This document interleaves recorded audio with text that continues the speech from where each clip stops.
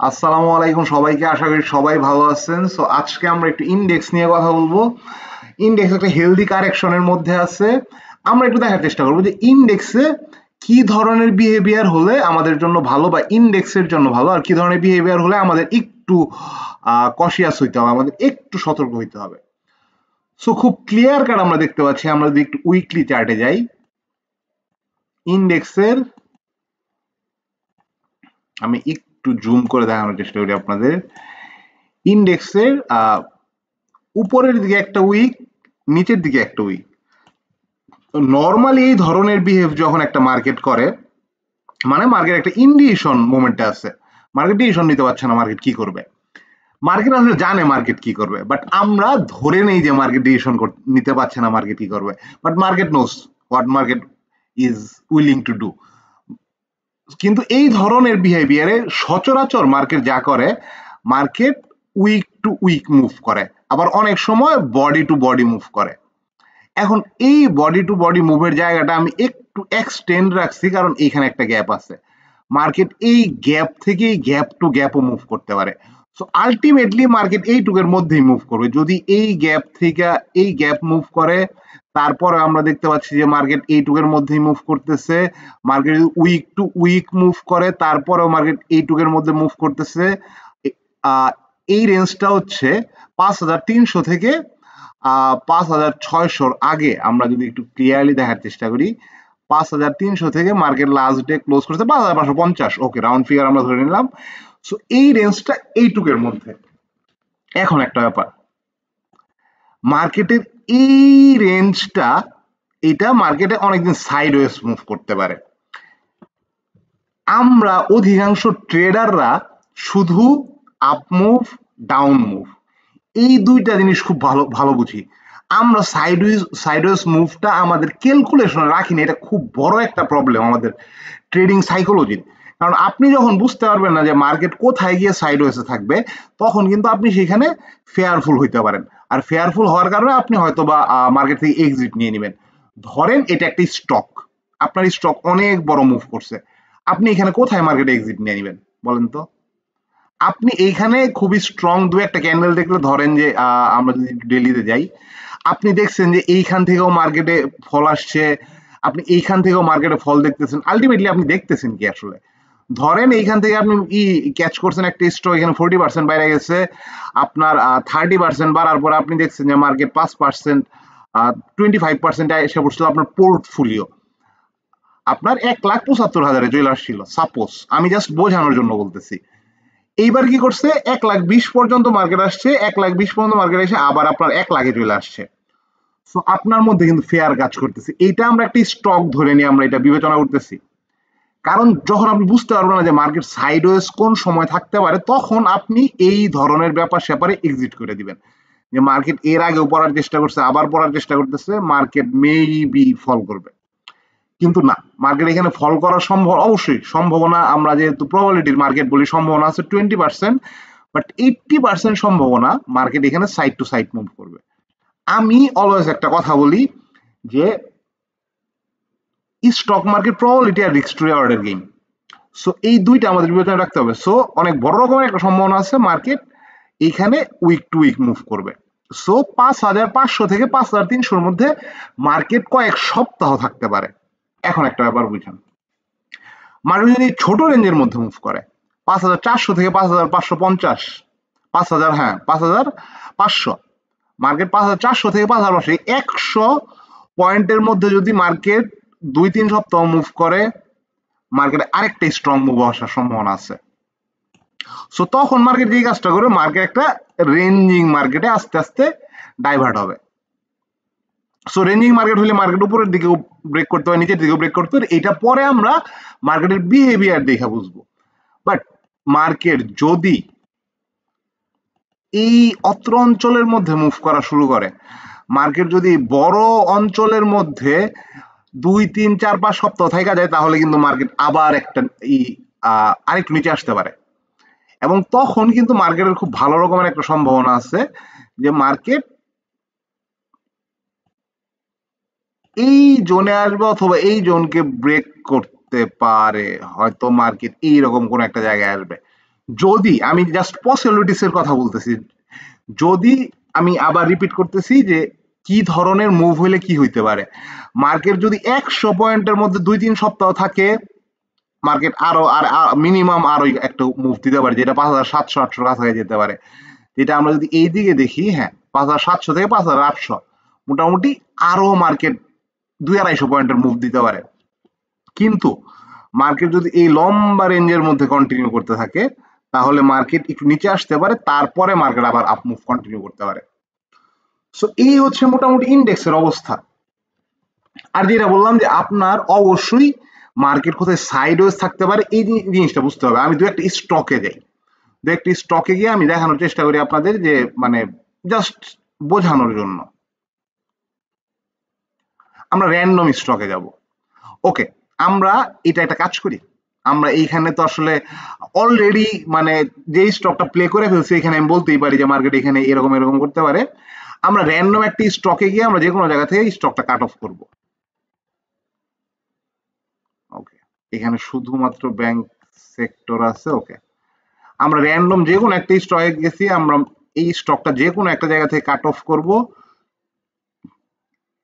আমরা দেখবো 2013 থেকে এটা ডাটা আছে কিনা।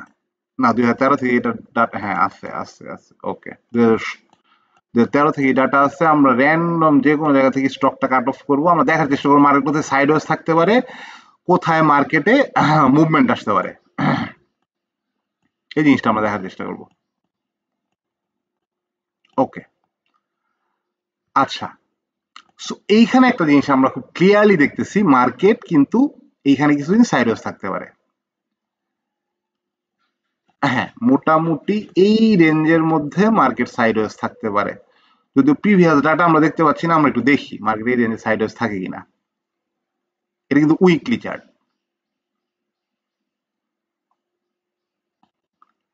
ওকে, একটা জিনিস দেখেন, মার্কেট এত বড় রেঞ্জে সাইডওয়েজ থাকে না, মার্কেট জাস্ট এতটুকুর মধ্যে সাইডওয়েজ থাকছে। সো এইখানে একটা প্রবাবিলিটি বিল্ড হয়ে গেছে, যেহেতু মার্কেট ছোট রেঞ্জে সাইডওয়েজ থাকছে, মার্কেট এইখানেও আরেকটু সাইডওয়েজ থাকতে পারে, কারণ এই যে উইক আছে একটা। সো আরেকটু মার্কেট সাইডওয়েজ থাকতে পারে, এবং তারপরে মার্কেট একটা শার্প মুভে যেতে পারে, যেই মুভমেন্টটা মিনিমাম এই পর্যন্ত। কিন্তু আমি এই মুভমেন্টটা আরেকটু বড় আশা করব। আমি এই মুভমেন্টটা আরেকটু দেখার চেষ্টা করি। ওকে, সো আমি এই মুভমেন্টটা মিনিমাম এই পর্যন্ত আশা করব, যদি মার্কেট আরেকটু সাইডওয়েজে থাকে। ওকে, মার্কেট আবার একটু সাইডওয়ে থাকার সম্ভাবনা আছে। এইগুলো আপনাদের বুঝতে হবে মার্কেট কোথায় সাইডওয়ে থাকতে পারে। দেখেন, মার্কেট সাইডওয়ে থাকে না, মার্কেট উপরে গেছে, কিন্তু এই রেঞ্জটা মার্কেটকে টাইন আনছে। দেখেন, যেই জায়গাটা এর আগেও সাইডওয়েজ ছিল, এই রেঞ্জটা মার্কেটকে টাইন আনছে, মার্কেট কিন্তু এখানে উপরে যেতে পারবে না, কারণ এই জায়গায় লিকুইডিটি ফিল্ড না, এই জায়গায় লিকুইডিটি ফিল্ড না, প্লাস উপরে একটা গ্যাপ আছে। সো এই অঞ্চলে মার্কেট আরেকটু লিকুইডিটি গ্র্যাব করতে হবে। মার্কেট লিকুইডিটি গ্র্যাব করছে এবং মার্কেট কিন্তু শুট আপ করছে। এবং দেখেন, মার্কেটে আমি বলছিলাম যে মার্কেটের বড় রকমের সম্ভাবনা আছে এই অঞ্চলে যাওয়ার। আচ্ছা, ধরেন আমি ধরে নিছিলাম যে মার্কেট আরেকটু সাইডওয়েজ থাকতে পারে, এই যে এই অঞ্চলের মধ্যে মার্কেট আরেকটু সাইডওয়েজ থাকতে পারে। আচ্ছা, এইখান থেকে যখন ব্রেকআউট করবে, আমি কি এখানে মানে জাম্প করবো, বা আমি কি এখানে এন্ট্রি নিবো? আমি কিন্তু এন্ট্রি নিবো না, কারণ মার্কেট এই অঞ্চলে লিকুইডিটি ফিল করে না, এবং তার উপর একটা গ্যাপ আছে। সো মার্কেট আবার আসছে, এটা কিন্তু উইকলি চার্ট, আবার আসছে 3-4 সপ্তাহ 5 সপ্তাহ মার্কেট সাইডওয়েজ থাকছে। তারপরে যখন মার্কেট এই অঞ্চলকে ব্রেক করবে, কারণ আমি জানি এই অঞ্চল লিকুইডিটি নাই, এই অঞ্চল লিকুইডিটি ফিল্ড, মার্কেট যখন এই অঞ্চলকে ব্রেক করবে, আমি এইখানে এন্ট্রি নিয়ে নিব। সো এই ব্যাপারগুলো আপনাদের বুঝতে হবে যে মার্কেট কোথায় সাইডওয়েজ থাকতে পারে। এখন কি, এখন কি করতে পারে মার্কেট? মার্কেট আরেকটু এখানে 2-1 সপ্তাহ মার্কেট সাইডওয়েজ থাকতে পারে। দেখেন, ওকে, মার্কেট সাইডওয়েজ ছিল, মার্কেট আরেকটু নিচে আসতে পারে। ওকে, মার্কেট নিচে আসে নাই, মার্কেট আমাদের ডাইরেক্ট টার্গেট ফিল করছে। কিন্তু দেখেন, এখানে কিন্তু মার্কেট আরো 2 সপ্তাহ সাইডওয়েজ ছিল। সো এই জিনিসটা বুঝতে হবে আপনাদের, কোথায় মার্কেট স্ট্রেট মুভ করবে, কোথায় সাইডওয়েজ মুভ করবে। আমরা আরো একটা স্টকে যাই, আমরা অলরেডি প্রি মেড স্টক দেখবো না। ওকে, ন্যাশনাল টিউবসে ক্লিক করছে। I have no idea national টিউবসে কি হয়েছে কোন সময়, বাট আমরা একটু দেখবো 2013 থেকে ডাটা আছে কিনা। না, ন্যাশনাল টিউবসে 2013 থেকে ডাটা নেই। ওকে, আমরা এনসিসি ব্যাংকে ক্লিক করছে, এইটারও 2013 থেকে, হ্যাঁ 2013 থেকে ডাটা আছে। ওকে,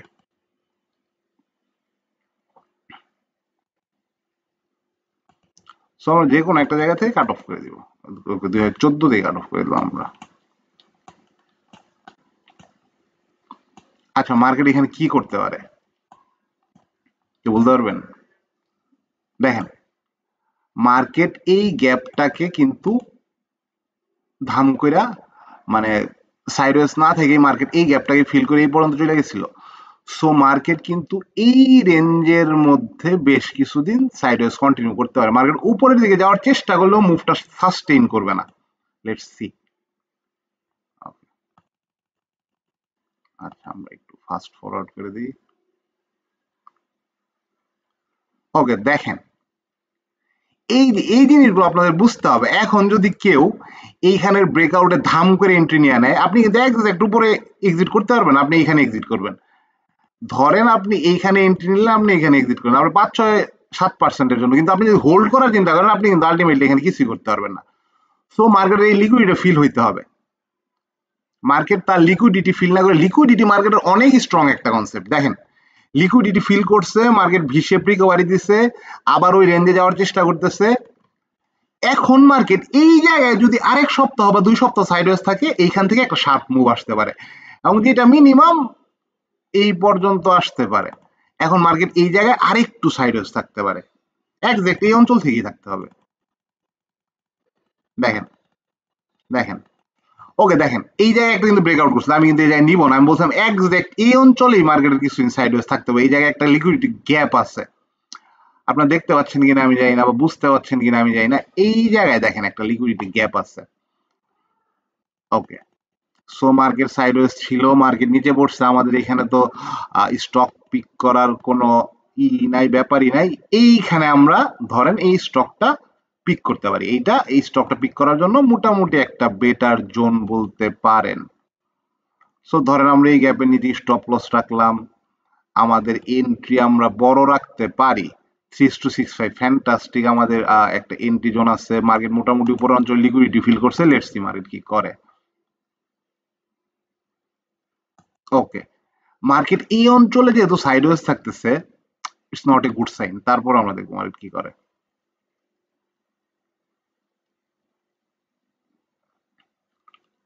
ওকে মার্কেট অনেক সপ্তাহ সাইডওয়েজ থাকছে, এর মানে কি মার্কেট আবার নিচে আসতে পারে। এইখানে যদি মার্কেট মুভমেন্টটা কন্টিনিউ না করতে পারে, আমি আমার স্টপ লসের জন্য ওয়েট করব না, কারণ এইখান থেকে মার্কেট শার্প মুভ আসার কথা, অথবা যেহেতু অনেক নিচে মার্কেট সাইডওয়েজে গেলে অনেক লম্বা সাইডওয়েজ যেতে পারে। Okay so market sideways continue করতে, সাইডওয়েজ থেকে বের হোক, তারপরে আমরা এইখানে একটা ট্রেড এক্সিকিউট করব।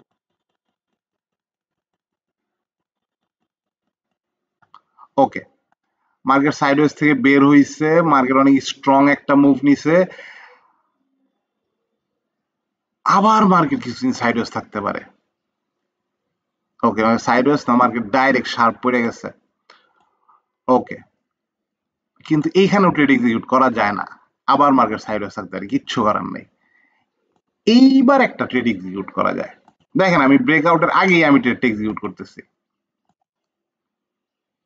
দেখেন মার্কেট অনেকদিন সাইডওয়েজ ছিল, মার্কেট অনেককে ট্র্যাপ করছে, মার্কেট তাদের লিকুইডিটি নিচ্ছে, এইবার মার্কেট উপরের দিকে যাওয়ার চেষ্টা করতেছে, এখনো ব্রেকআউট করে নাই, বাট আমি জানি এইখানে লিকুইডিটি ফিল্ড এবং মার্কেট মোটামুটি এই পর্যন্তই মুভমেন্ট করতে পারে। সো আমি এখানে 1:4.38% আমি মোটামুটি এখানে ট্রাই করব।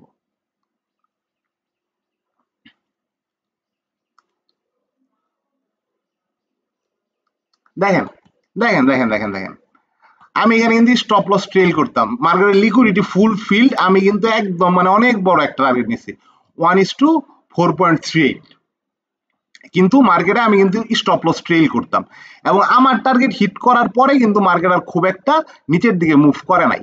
সো আলটিমেটলি আমার প্রফিট কত চলে আসতো? আমার প্রফিট চলে আসতো 7.1:7 এর উপরে। আচ্ছা এখন মার্কেট কি করতে পারে আমরা একটু দেখব। মার্কেট এখন কিন্তু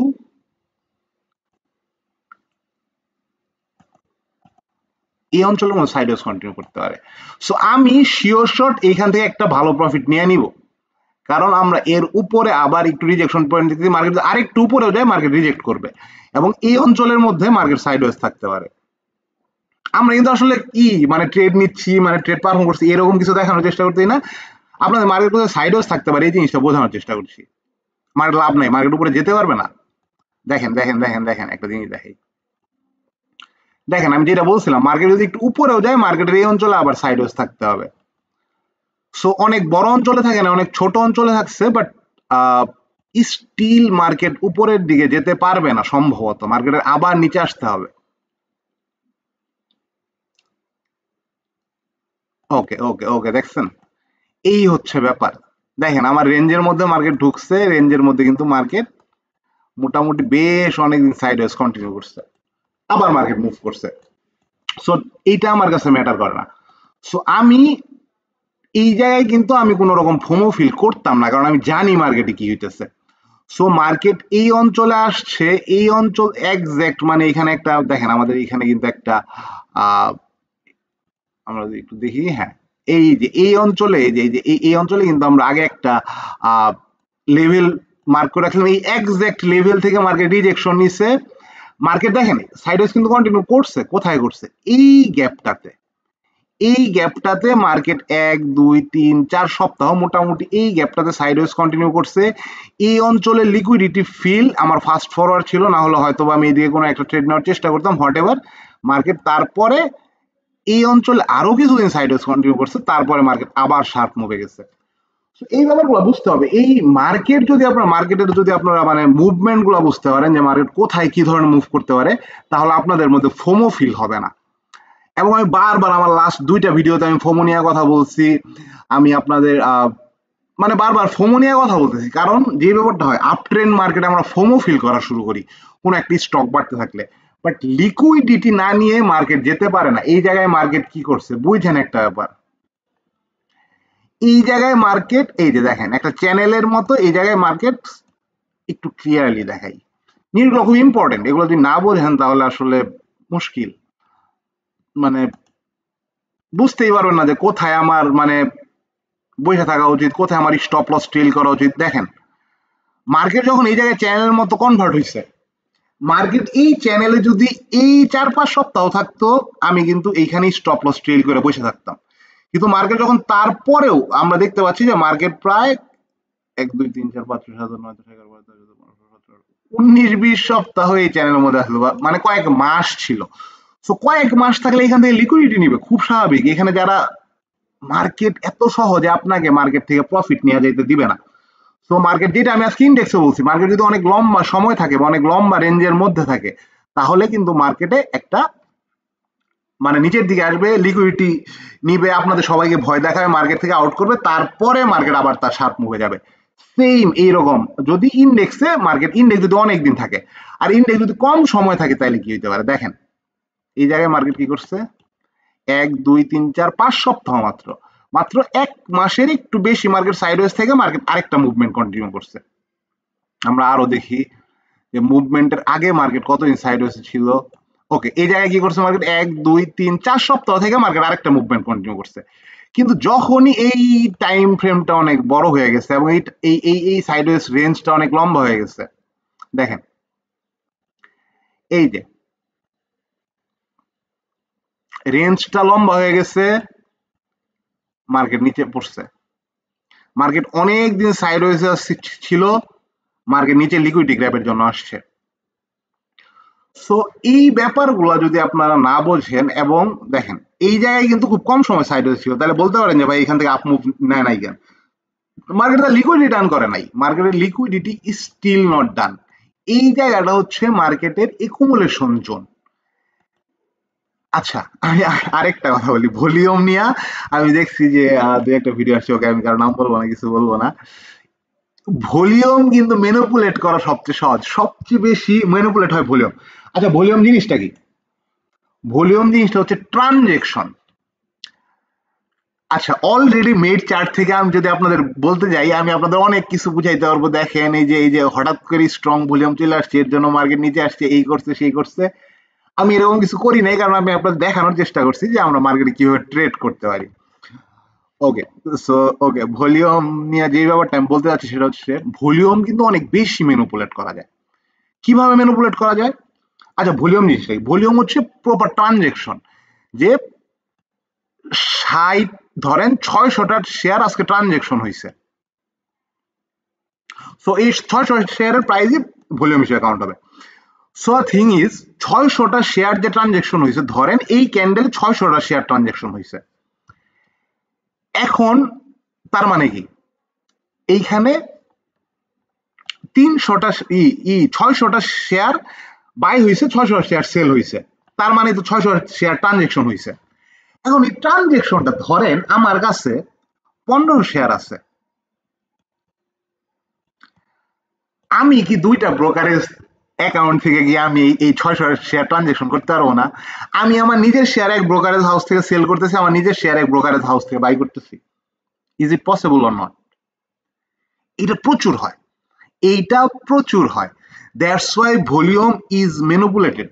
অনলি প্রাইস ভলিউম ইজ মানে আপনার ওয়ার্ল্ডের যে কোনো বড় বড় ট্রেডারে দেখবেন এই যে এটা হচ্ছে প্রাইস ভলিউম। এখন আচ্ছা এটা দেখা যাচ্ছে না কারণ আচ্ছা আমি এই জায়গায় দেখাচ্ছি আপনাদের। ওকে, এটা হচ্ছে প্রাইজে ভলিউম, প্রত্যেকটা প্রাইজে কি পরিমাণ ভলিউম আসছে। এখন একটা ব্যাপার, আমরা এই জায়গায় এক্সাক্ট যেটা দেখছি এটা প্রাইজের এক্সাক্ট ভলিউম না, এটা টিক ভলিউম। টিক মানে এই যে এক একটা ক্যান্ডেলের একটা টিক টিক টিক টিক, এটা টিক ভলিউম। আমরা যারা মোটামুটি বাইরের মার্কেটে ট্রেড করি, আপনারা জানেন যে আমরা বিশেষ করে স্টক মার্কেটে ফরেক্স এর ভলিউমও পাওয়া যায়, বাট ফরেক্স এর ভলিউম অনেক ম্যানিপুলেটেড থাকে, যেটা আপনি টাকা দিয়ে কিনতে পারবেন সেটা অনেক ম্যানিপুলেটেড থাকে। বাট আমরা যারা আমেরিকান স্টকসে ট্রেড করি, আমেরিকান ইন্ডাইসিসে ট্রেড করি, আমরা কিন্তু ভলিউম কিনি। আপনারা জানেন যে এইরকমই দেখা যায় ওইটা, অথবা পার ক্যান্ডেল ভলিউম আপনি কিনতে পারবেন, বা এই যে এরকম আপনি রেঞ্জিং ভলিউমও কিনতে পারবেন, এইরকমই দেখা যায় এটা। বাট দ্য থিং ইজ একটু চেঞ্জ আছে, এই এক্সাক্ট টিক এই জায়গায় কতগুলো টিক, এই জায়গায় তত বড় এই জায়গায় আপনি দেখতে পাচ্ছেন, কিন্তু ওই জায়গায় একটু চেঞ্জ আছে। এক্সাক্ট টিক মানে তো এক্সাক্ট ভলিউম না, হতে পারে কোনো একটা টিকে বেশি ভলিউম চলে আসছে। সো কিন্তু খুব একটা ডিফার করে না, আমি বলবো যে 8 to 10, মানে ওটাকে যদি আমি 10 দিই ওটা তো এক্সাক্ট 10, আর এটাকে আমি 8 দিব। সো একটা প্রাইস রেঞ্জে একটা ভলিউম কি পরিমাণ ভলিউম পাইছে এইটা ম্যাটার করে। যেমন এই প্রাইস রেঞ্জে মার্কেট অনেক বেশি ভলিউম পাইছে, মানে এই প্রাইস রেঞ্জটা অনেক অ্যাট্রাকটিভ, এই প্রাইস রেঞ্জটা অনেক অ্যাট্রাকটিভ, কিন্তু এই প্রাইস রেঞ্জের কিন্তু লিকুইডিটি ফিল্ড। সো মার্কেট যখন এই প্রাইসের আশেপাশে থাকবে, there are much more probability market এই প্রাইসকে খুব ফাস্ট রিকভার করে যাবে। দেখেন এইটা হচ্ছে এই স্টকের জন্য মোটামুটি, আচ্ছা এটা জেএমআই সিরিঞ্জে আছে, এই স্টকের একুমুলেশন জোন, এই প্রাইসে মার্কেট সবচেয়ে বেশি ভলিউম পাইছে। সো এই রেঞ্জে কিন্তু লিকুইডিটি ফিল হয় নাই। So there are much more probability JMI range যদি জেএমআই স্টকটা যদি মুভও করে এই রেঞ্জে গিয়ে এইটার সাইডওয়েজ থাকতে হবে, অথবা এই রেঞ্জকে যদি ক্রস করে নিয়ে যায় লিকুইডিটি টাইনা আনবে সাইডওয়েজ রাখার জন্য। সো এই জায়গা থেকে এই পর্যন্ত সাইডওয়েজ থাকতে পারে। মার্কেট যদি এইখান থেকে ধরেন এইখান থেকে ব্রেকআউট করলো, এই জায়গায় মার্কেট যদি ক্রসও করে যায়, আপনারা অনেকে ভাববেন যে এখানে আরেকবার ব্রেকআউট হয়েছে, কিন্তু ক্রস করার আগে মার্কেট যদি 3-4-5 সপ্তাহ এই জায়গায় সাইডওয়েজ থাকে, তাহলে যদি আবার নেক্সট ব্রেকআউট করে, দিস ব্রেকআউট ওই ব্রেকআউটটা ভ্যালিড হওয়ার সম্ভাবনা 80%। আমি যেটা বলি বারবার, it's a probability game. So এইভাবে আপনাদের মার্কেট দেখতে হবে। ভলিউম ম্যানিপুলেট করা যায়, এটা একটু আগে আমি আপনাদের বললাম যে এই জায়গায় যত ভলিউম আসছে, ধরেন আমি যদি দুইটা ব্রোকারেজ হাউস থেকে আমার কাছে ধরেন যে 10,000 শেয়ার আছে এটার, আমি যদি বলি যে আজকে আমি 1,000 শেয়ার দিয়ে আমি এটাকে ট্রেড করে এটা মানুষের মধ্যে আমি একটা মানে মানুষ এনকারেজ করবো যে আরে প্রচুর ভলিউম পাইছে এই স্টক উপরে যাবে, এই ধরনের করে মানুষকে ট্র্যাপ করব, very easy very easy. So volume manipulate করা অনেক সহজ, এটা আপনারা মাথায় রাখেন। নেক্সট অন্যদিন আমরা এই পিরামিডিক্যাল ভলিউম নিয়ে কথা বলবো। বাট এই ভলিউমটা যত ভালো কাজ করে তার 1/3% এই ভলিউম কাজ করে না, এই ভলিউমে কিছু জিনিসই কাজ করে। আমি একটু বলে দিই, মার্কেট যদি স্লোলি ভলিউম বাড়তে থাকে, মানে যদি গ্রাজুয়ালি বাড়তে থাকে, এই আপমুভটা এই আপমুভ বা এটা গ্রাজুয়ালি কমতে থাকে, এটা এই ধরনের মুভ সাস্টেন করার সম্ভাবনা অনেক বেশি। মার্কেটে ভলিউম নাই, মার্কেট যদি গ্রাজুয়ালি ফল করতে থাকে বা মার্কেট যদি গ্রাজুয়ালি আপমুভ করতে থাকে, সাস্টেইন করতে পারে। বাট মার্কেট তার লিকুইডিটি সার্চ করার জন্য মার্কেট এই ধরনের মুভ নিছে। আচ্ছা আমি একটু আপনাদের ভাঙায় বলি এই জিনিসটা, যেহেতু কথা আসছে, মানে যেহেতু মানে ধরেন মার্কেটে ভলিউম নাই, ধরেন মার্কেটে মানে যেটা আমরা সচরাচর জানি, কিন্তু আমরা মানে টেক্সট বুকের সাথে আমাদের real trading is far far different. ধরেন প্রাইস এদিকে যাচ্ছে, আমাদের ভলিউম ডাউনে, মার্কেট অনেক দিন থেকে আপ ট্রেন্ডে, মার্কেটের এই দিকে ধরেন ভলিউম ভালো ছিল, এইদিকে ভালো ভলিউম ছিল, হঠাৎ করে ভলিউম ডাউন হইতেছে but price up move continue করতেছে। এটার মানে কি, মার্কেট অনেকটা উপরে তুইলা ফেললো নিজেদের মধ্যে ট্রেড করে বা অল্প অল্প সংখ্যক ট্রেড করে। এখন কি আপনার এখন বায়াসনেস চলে যাবে, মার্কেট 340-এ গেছে, দেখেন মার্কেট কিন্তু এই জায়গা থেকে ধরেন যে লেস ভলিউম উঠে গেছে, সো মার্কেট ভলিউম সার্চ করতেছে বা মার্কেট বায়ার সার্চ করতেছে, এই জায়গায় কিন্তু মার্কেট মানে নিয়ে গেল আপনার বায়াসনেস ক্রিয়েট করার জন্য। এখন কি হবে, এই জায়গায় নিয়ে যায় যদি সাইডওয়েজ ক্রিয়েট করে, আপনি হয় রেঞ্জের নিচে কিনবেন, এই জায়গায় নিয়ে যায় যদি 50% ডিসকাউন্ট দেয়, 300 টাকায় আসে, আপনি এই জায়গায় কিনবেন, কিন্তু মার্কেট এই অত্র রেঞ্জকে তার সেলিং রেঞ্জ হিসেবে বিবেচনা করে নিচ্ছে। মার্কেট যখন এখানে লেস ভলিউমে যাচ্ছিল, মার্কেট তখন বুঝতে পারছে যে এইখানে বায়ার্সের ইন্টারেস্ট নাই, সো বায়ার্সের ইন্টারেস্ট বাড়ানোর জন্য আমার কি করতে হবে, হয় আমার ট্রেড অনেক উপরে নিয়ে গিয়ে তাদেরকে ডিসকাউন্ট দিতে হবে, তাইলে বায়ার এখানে ইন্টারেস্ট হবে এবং বায়ার এখানে চলে আসবে, অথবা আমার একটা রেঞ্জের মধ্যে রাখতে হবে, যে আমরা যারা সাপ্লাই ডিমান্ড ট্রেড করি, অনেকে সাপ্লাই ডিমান্ড ট্রেড করেন, তারা রেঞ্জের নিচে কিনবেন, রেঞ্জের উপরে সেল করার চিন্তা করবেন। So market is searching for buyer, মানে মার্কেট ভলিউম সার্চ করতেছে এখানে। সো অনেক সময় দেখেন যে ভলিউম কমতেছে বাট মার্কেট উঠতেই আছে, আমরা জানি যে ভলিউম কমলে সচরাচর মার্কেট পড়ে যায়। ভাই টেক্সট বুক বাদ দেন, অবজার্ভ করেন, মার্কেট বোঝার চেষ্টা করেন, মার্কেটের সাইকোলজিক্যাল বা মার্কেটের গেমটা বোঝার চেষ্টা করেন। এখানে বিগ প্লেয়ারদের গেম হচ্ছে, এখানে শুধু আমি আপনি না, ফুল বিগ প্লেয়ারদের গেম হচ্ছে। সো মার্কেট কি করে, মার্কেট 340-এ যাবে, 300 টাকায় আসলে আপনি ডিসকাউন্টেড একটা প্রাইস পাবেন, এখানে আপনি ফিবোনাকি লাগাবেন, দেখবেন 50% ডিসকাউন্ট দিচ্ছে, আপনি এখানে মার্কেট এইটাই যাচ্ছিল, বা বিগ প্লেয়ার ইনস্টিটিউট এটাই যাচ্ছিল যে আপনি এখানে বাই করেন। সো আপনি এখানে বাই করছেন, মার্কেট আবার উপরে আসতেছে, মার্কেট তার ভলিউম কিন্তু পায় গেছে এখানে, বা মার্কেট কিন্তু এখানে বায়ার পায় গেছে, আবার দেখবেন এই যে এখান থেকে ভলিউম বাড়তেছে বাড়তেছে বাড়তেছে, মার্কেট এইখান থেকে ব্রেকআউট দিছে, এখানে আরো লোকজন ইনভলভ হয়েছে, ওকে ভলিউম আরো বাড়তেছে। তো তারা যে এই রেঞ্জে বাই করছে, এই রেঞ্জ ছিল তাদের মানে মানে তারা আলটিমেটলি তারা চাইছিল যে এই রেঞ্জের উপরে কোন একটা জোনের মধ্যে তারা সেল করে দিবে, কিন্তু এই রেঞ্জের উপরে যেহেতু অনেকটা উপরে চলে গেছে, তারা আর বায়ার পাচ্ছিল না, যেহেতু অনেকটু উপরে চলে গেছে তারা আর বায়ার পাচ্ছিল না, দ্যাটস ওয়াই তারা বায়ারলেস, তারা নিজেদের মধ্যে ট্রানজেকশন করে হোক বা যেভাবেই হোক তারা এই স্টকটাকে কম ভলিউমে উপরের দিকে নিয়ে গেছে। এখন কিন্তু তাদের কাছে ম্যানিপুলেট করা অনেক সহজ হয়ে গেছে। সো যদি বুঝেন তাহলে আসলে মার্কেটে মানে কমন সেন্স, মার্কেটে খুব মানে ফ্যান্সি কিছু ইউজ করতে হবে না, কিন্তু একটু বুঝতে হবে যে আসলে ভলিউম কিভাবে কাজ করতেছে, মার্কেট কোথায় সাইড হয়েছে থাকার সম্ভাবনা আছে, মার্কেট কোথায় মুভ অনেক স্ট্রং মুভ করতে পারে, লিকুইডিটি কি, লিকুইডিটি ইজ দা মানে এটা এটা মার্কেটের প্রাণ, এইটা মার্কেটের, এইটা মার্কেটের লিভার, এইটা মার্কেটের কলিজা, এটা মার্কেটের স্টমাক, এটা মার্কেটের ব্রেন, লিকুইডিটি ইজ এভরিথিং। তো একবার যদি লিকুইডিটি মাস্টার হইতে পারেন, বাংলাদেশের মার্কেট লিকুইডিটি নিয়ে অনেক কম কথা হয়, যারা মোটামুটি ফরেক্স বা different instrument even US stocks trade করেন, তারা জানেন যে লিকুইডিটি কতটা ইম্পর্টেন্ট। সো আজকে আর কথা বাড়াবো না, আমরা অন্য আরেকদিন লিকুইডিটি নিয়ে আমরা ডিসকাস করবো, মোটামুটি একটা ধারণা দেওয়ার চেষ্টা করলাম। সো ধন্যবাদ, ভালো থাকবেন, আল্লাহ হাফেজ।